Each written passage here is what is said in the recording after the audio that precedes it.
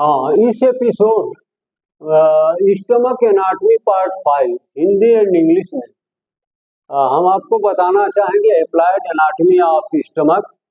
तो इसके पहले आपको जैसा कि अप्लाइड एनाटॉमी में और भी पॉइंट्स बताए जा चुके हैं, जैसे गैस्ट्राइटिस, एट्रॉफी, और फिर ये हम आपको पेप्टिक अल्सर अभी जस्ट पिछले एपिसोड में चर्चा किए हैं। अब हम ये लास्ट आइटम, इसमें लास्ट पॉइंट होगा जालिंजर एलिजन सिंड्रोम। ये साइंटिस्ट का नाम है जिन्होंने फर्स्ट ऑफ ऑल इसको सर्च किया, तो उसके नाम पर यहाँ पर बहुत सारे लक्षणों का समूह मिलता है, तो इसको हम नाम देते हैं जालिंजर एलिजन सिंड्रोम। इसमें होता क्या है कि excess secretion of HCl in stomach के अंदर HCl का सिक्रीशन बढ़ जाता है। क्यों बढ़ जाता है? क्योंकि इसके अंदर कुछ ऐसी सेक्रेटरी सेल्स होती हैं जिनका काम ही है HCl का सिक्रीशन करना। अब आप कहेंगे कि ये स्टमक में HCl यानी तेजाब की क्या आवश्यकता है, एसिड की क्या आवश्यकता? तो हम आपको बता दें कि इसके एनाटॉमी में, आपको फिजियोलॉजी में भी आपको ये बताया जा चुका है कि HCl एक ऐसा इसेंशियल फैक्टर है जिसका सिक्रीशन हमें बहुत कुछ लाभ की स्थिति में ले जाता है। जैसे स्टमक के अंदर फूड के साथ बहुत सारे ऐसे हार्मफुल माइक्रो ऑर्गेनिज्म एंट्री कर जाते हैं जिनको ये वहीं पर किल कर देता है, जिससे हमारे बॉडी की प्रोटेक्शन हो जाती है। और भी HCl का उपयोग है, ये भोजन को तोड़ने में, गलाने में, जलाने में, मिक्सिंग करने में हमारी मदद करता है। अगर HCl न हो तो फिर काइम में कन्वर्जन ऑफ द फूड एक कठिन काम हो जाएगा। तो excess secretion of HCl in stomach, लेकिन वही HCl जब सामान्य से अधिक मात्रा में सिक्रीट होने लगे तो फिर उसके दुष्परिणाम सामने आने लगते हैं। इसका कारण क्या बताया गया है? कारण ये बताया गया है कि भाई ट्यूमर ऑफ पैंक्रियाज, अगर पैंक्रियाज के अंदर ट्यूमर फॉर्मेशन हो रहा है, हो चुका है, तो उसका कुछ दुष्परिणाम आपको स्टमक में भी मिलेगा। क्या मिलेगा? कि भाई tuber of pancreas which produces large quantity of gastrin, ये जो गैस्ट्रीन है सिक्रीशन इसका बढ़ जाता है।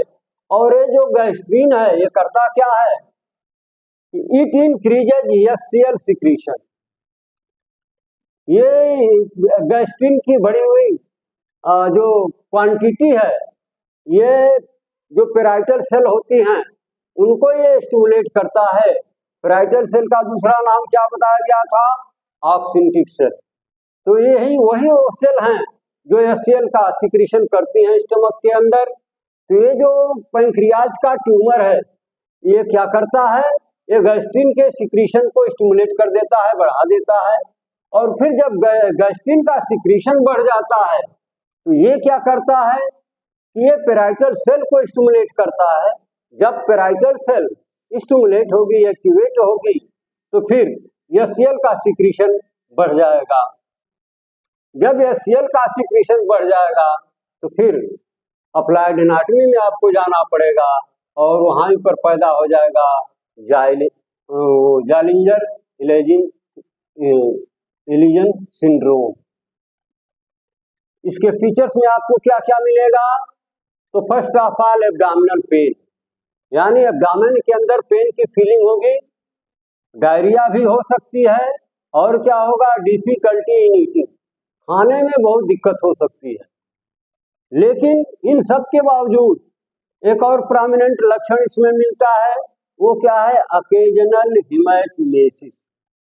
हिमैटो से मतलब ब्लड, इमेसिस से मतलब वोमिटिंग। ये दो टर्म का यूनियन है, हीम और इमेसिस। इमेसिस माने वोमिटिंग, हिम माने ब्लड। जब उल्टी के साथ ब्लड बाहर आने लगे मुंह से तो उसको हम नाम देते हैं हिमैटिमेसिस। एक टर्म बन जाता है जिसे हम कहते हैं हिमैटिमेसिस। तो अकेजनल मतलब ये कभी कभी होता है ऐसा, लेकिन जब ये होता है तो इसका मतलब व्यक्ति गंभीर स्थिति में जा चुका है। तो इस तरह से इस पॉइंट के साथ, जालिंजर एलिजन सिंड्रोम के साथ हम अप्लाइड एनाटॉमी का चैप्टर अब क्लोज करना चाहेंगे। इसके बाद हम अगले एपिसोड में लेकर के आएंगे ढेर सारे एमसीक्यू जो आपके परीक्षाओं के लिए, प्रतियोगी परीक्षा के लिए, एकेडमिक परीक्षा के लिए या किसी भी तरह के टेस्ट के लिए जो आपके जॉब के लिए होते हैं, उसमें आपकी काफी मदद करेंगे।